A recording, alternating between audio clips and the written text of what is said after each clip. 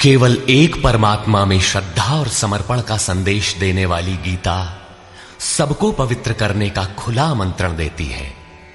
सृष्टि में कहीं भी रहने वाले अमीर अथवा गरीब, कुलीन तथा आदिवासी, पुण्यात्मा और पापी, स्त्री और पुरुष, सदाचारी एवं अत्यंत दुराचारी, सबका इसमें प्रवेश है। विशेषकर गीता पापियों के ही उद्धार का सुगम पथ बताती है। पुण्यात्मा तो भजते ही हैं। प्रस्तुत है उसी गीता की अद्वितीय व्याख्या यथा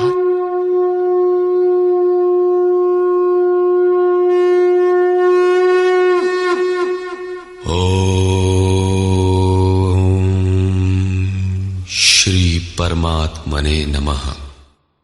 यथार्थ गीता श्रीमद् भगवत गीता अथ द्वितीयो अध्यायः। प्रथम अध्याय गीता की प्रवेशिका है, जिसमें आरंभ में पथिक को प्रतीत होने वाली उलझनों का चित्रण है। लड़ने वाले संपूर्ण कौरव पांडव थे, किंतु संशय का पात्र मात्र अर्जुन है। अनुराग ही अर्जुन है। इष्ट के अनुरूप राग ही पथिक को क्षेत्र क्षेत्रज्ञ के संघर्ष के लिए प्रेरित करता है। अनुराग आरंभिक स्तर है। पूज्य महाराज जी कहते थे, सदगृहस्थ आश्रम में रहते हुए ग्लानि होने लगे, अश्रुपात होता हो, कंठ अवरुद्ध होता हो, तो समझना कि यहीं से भजन आरंभ हो गया। अनुराग में ये सब कुछ आ जाता है। उसमें धर्म, नियम, सत्संग, भाव सभी विद्यमान होंगे।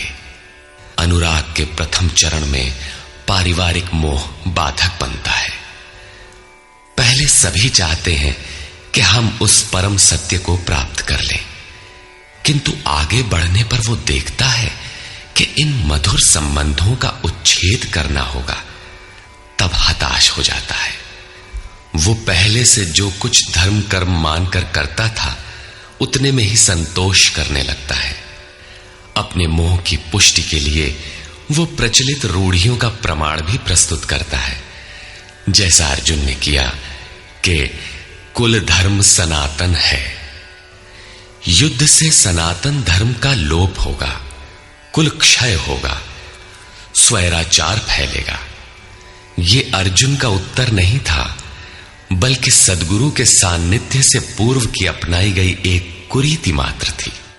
इन्हीं कुरीतियों में फंसकर मनुष्य पृथक पृथक धर्म, अनेक संप्रदाय, छोटे बड़े गुट और असंख्य जातियों की रचना कर लेता है। कोई नाक दबाता है, कोई कान फाड़ता है। किसी के छूने से धर्म नष्ट होता है, तो कहीं रोटी पानी से धर्म नष्ट होता है। तो क्या अछूत या छूने वालों का दोष है? कदापि नहीं।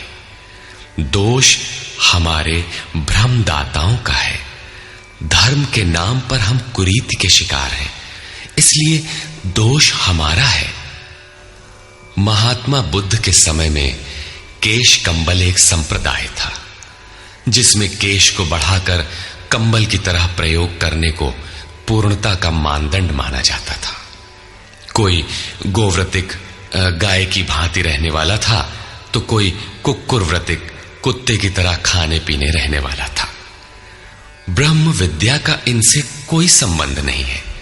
संप्रदाय और कुरीतियां पहले भी थीं, आज भी हैं। ठीक इसी प्रकार कृष्ण काल में भी संप्रदाय थे, कुरीतियां थीं। उनमें से एकाध कुरीति का शिकार अर्जुन भी था। उसने 4 तर्क प्रस्तुत किए। 1, ऐसे युद्ध से सनातन धर्म नष्ट हो जाएगा। 2, वर्ण संकर पैदा होगा। 3, पिंडोदक क्रिया लोप होगी। और 4, हम लोग कुलक्षय द्वारा महान पाप करने को उद्यत हुए हैं। इस पर योगेश्वर श्री कृष्ण ने कहा, संजय उवाच।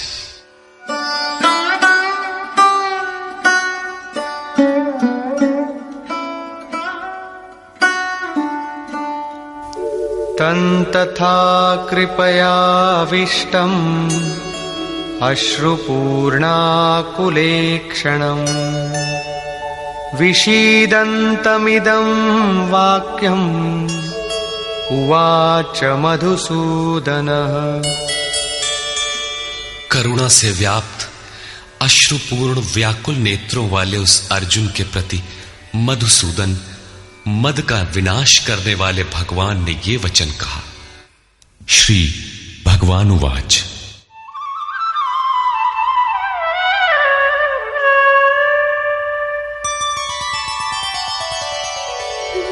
कुतस्त्वाकश्मलमिदं विषमे समुपस्थितम् अनार्यजुष्टमस्वर्ग्यम् अकीर्तिकरमर्जुन।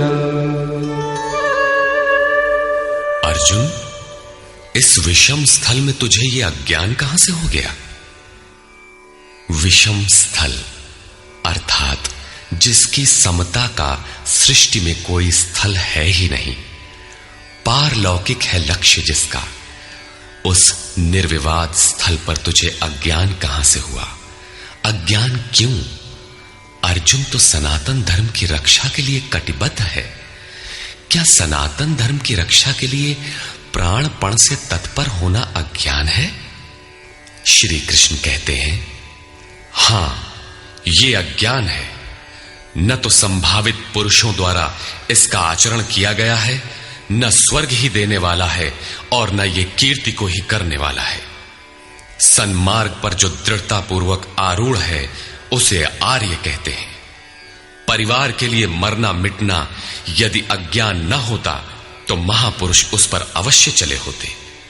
यदि कुल धर्म ही सत्य होता तो स्वर्ग और कल्याण की निःश्रेणी अवश्य बनता। ये कीर्तिदायक भी नहीं है। मीरा भजन करने लगी तो लोग कहें मीरा भई बावरी, सास कहे कुल नाशी रे। जिस परिवार, कुल और मर्यादा के लिए मीरा की सास बिलख रही थी, आज उस कुलवंती सास को कोई नहीं जानता। मीरा को विश्व जानता है। ठीक इसी प्रकार परिवार के लिए जो परेशान हैं, उनकी भी कीर्ति कब तक रहेगी? जिसमें कीर्ति नहीं, कल्याण नहीं, श्रेष्ठ पुरुषों ने भूल कर भी जिसका आचरण नहीं किया, तो सिद्ध है कि वो अज्ञान है। अतः